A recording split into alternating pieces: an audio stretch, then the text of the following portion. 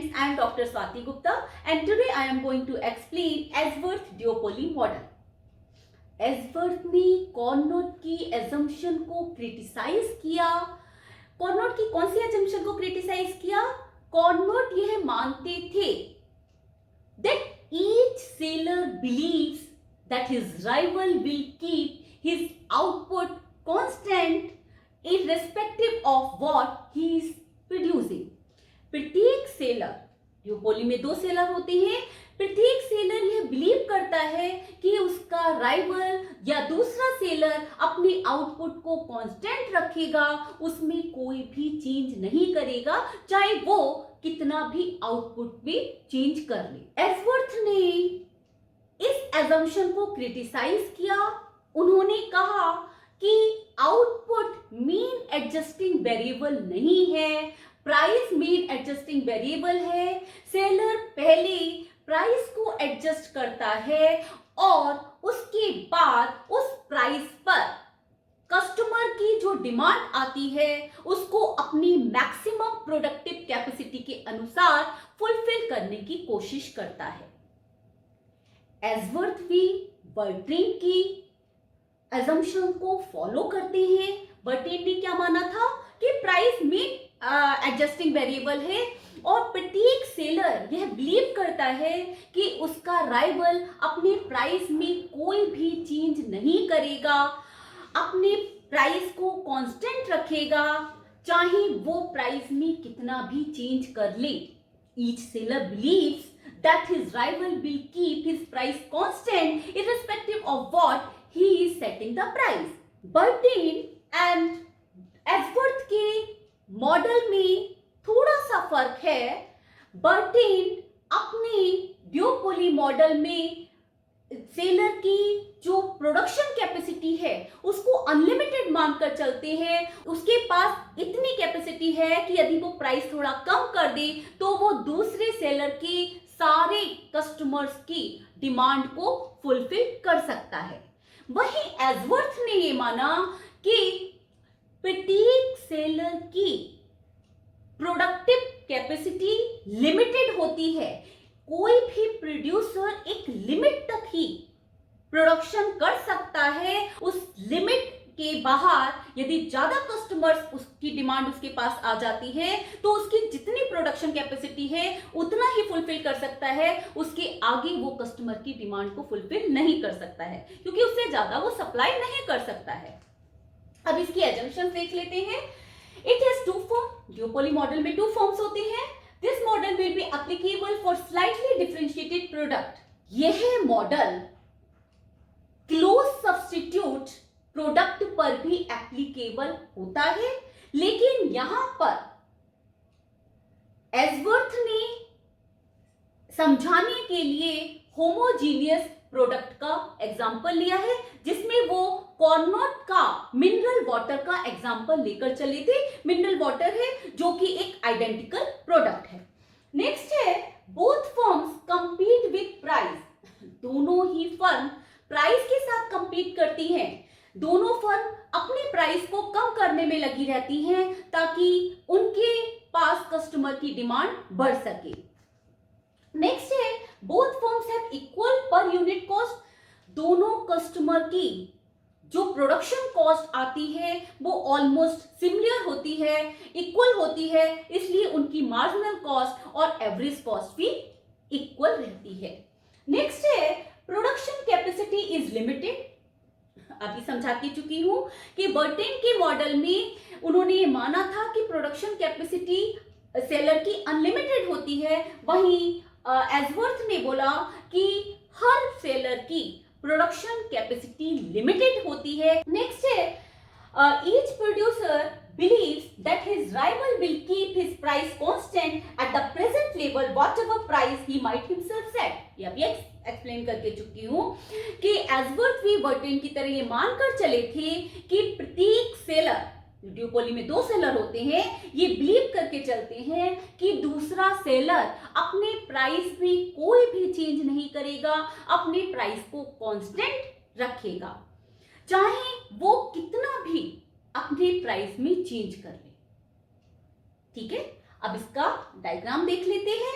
OD by axis माना है, जहां पर प्राइस दिखाया गया है वो प्राइस दोनों के लिए है, ए सेलर के लिए भी और बी सेलर के लिए भी है।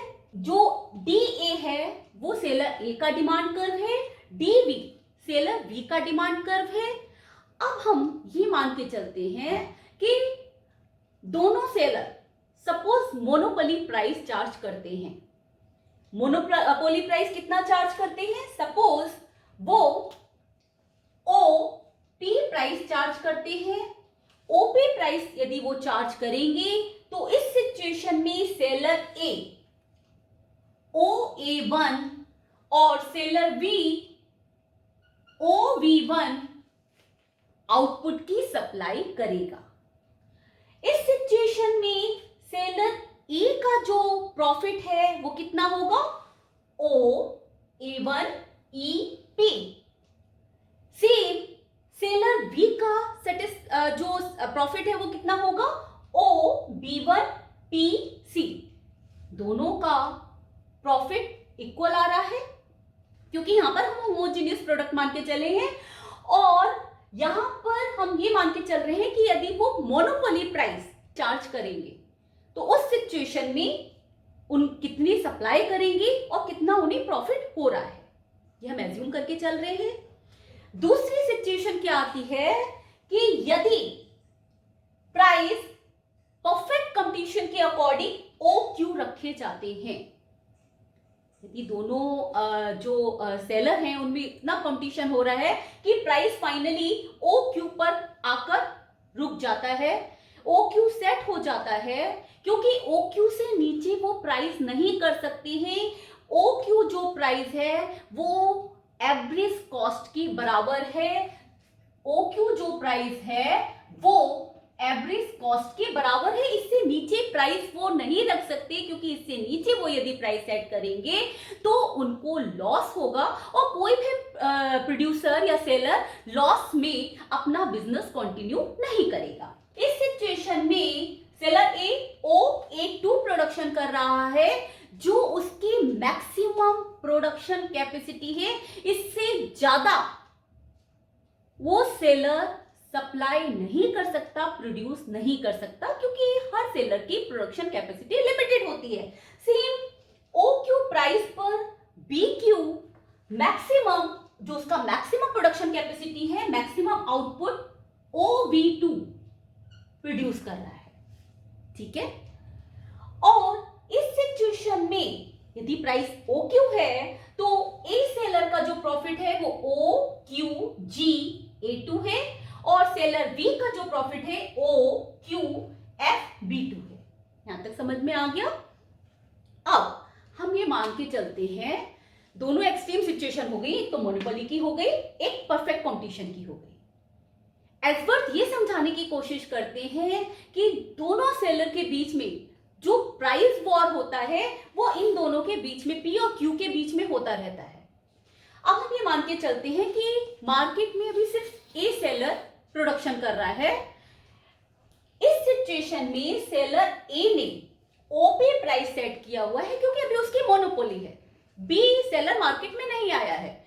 OP प्राइस सेट करके वो OA1 सप्लाई कर रहा है, OA1 प्रोडक्शन कर रहा है, और उस सिचुएशन में OA1EP प्रॉफिट ले रहा है। अब क्या होता है? सेलर बी मार्केट में आ जाता है, वो ये बिलीव करता है, क्योंकि इनकी एजम्पशन में ही है, वो ये बिलीव करता है कि सेलर ए ने जो OP प्राइस सेट किया हुआ है वो इस प्राइस को कांस्टेंट रखेगा, इससे नीचे नहीं आएगा, इस प्राइस में कोई भी चेंज नहीं करेगा। तो सेलर बी क्या सोचता है, मैं थोड़ा सा प्राइस कम कर दूं और थोड़ा सा प्राइस कम करके सेलर ए के थोड़े से कस्टमर अपनी ओर खींच लूं। अब सपोज बी सेलर प्राइस को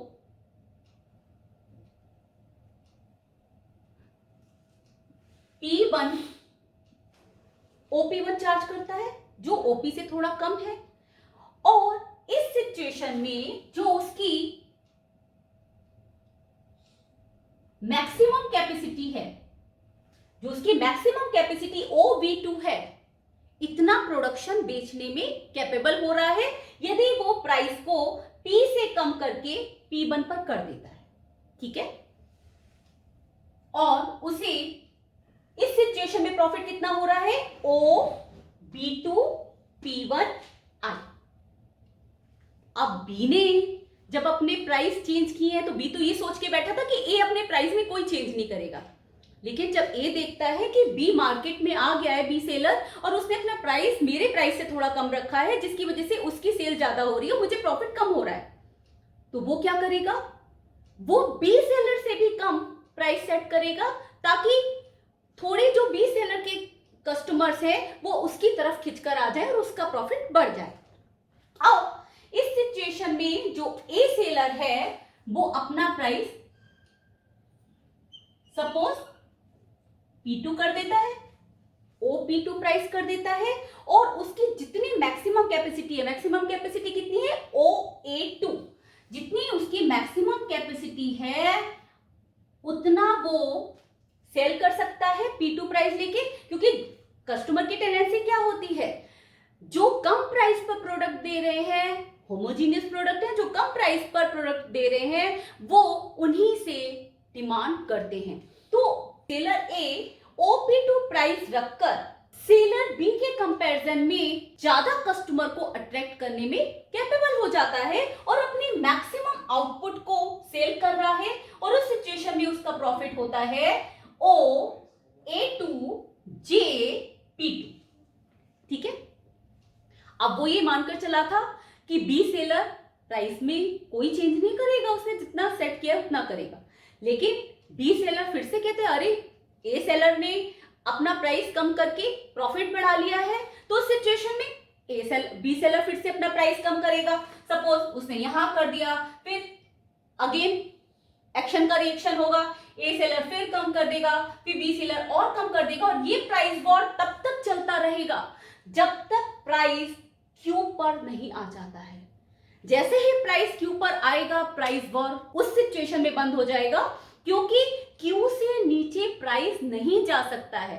Q से नीचे प्राइस जाएगा तो इसका मतलब है सेलर को लॉस होगा, क्योंकि OQ जो प्राइस है वो एवरेज कॉस्ट के बराबर है।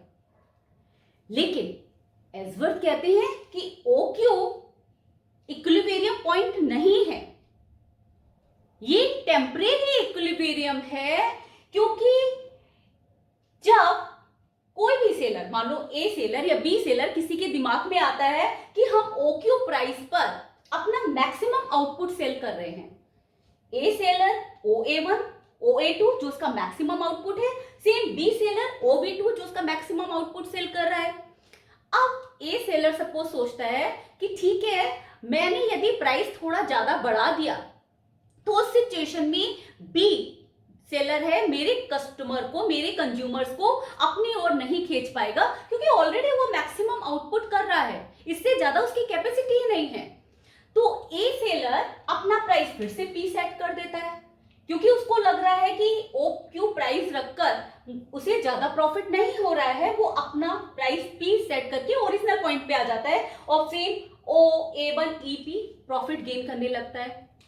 अगेन B सोचता है कि A को ज्यादा प्रॉफिट हो रहा है, तो वो फिर से अपने प्राइस वॉर शुरू हो जाता है, वो P से थोड़ा कम प्राइस रखता है। तो इस तरह से जो प्राइस है वो P और Q के बीच में रोटेट होता रहता है, और एस्वर्थ के अनुसार ड्यूओपोली में कोई भी यूनिक इक्विलिब्रियम पॉइंट नहीं मिल पाता है। होप सो आपको एस्वर्थ का ड्यूओपोली मॉडल समझ में आ गया होगा, और जो भी मैं यहाँ पर समझाती हूँ उसके मैंने प्रॉपर ब्लॉग लिखे हुए हैं, जिसका लिंक मैं हमेशा डिस्क्रिप्शन बॉक्स में देती हूँ। See you in the next video, till then bye, take care.